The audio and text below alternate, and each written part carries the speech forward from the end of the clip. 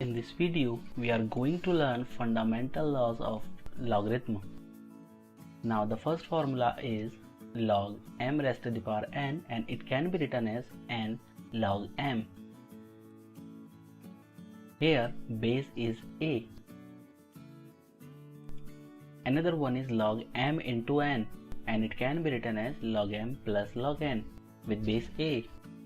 Log m upon n is equal to log m minus log n.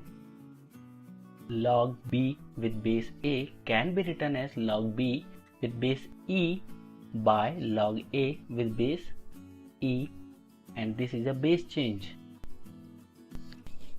Another formula is log x square, and it can be written as 2 log x, and 2 log x can be written as log x plus log x.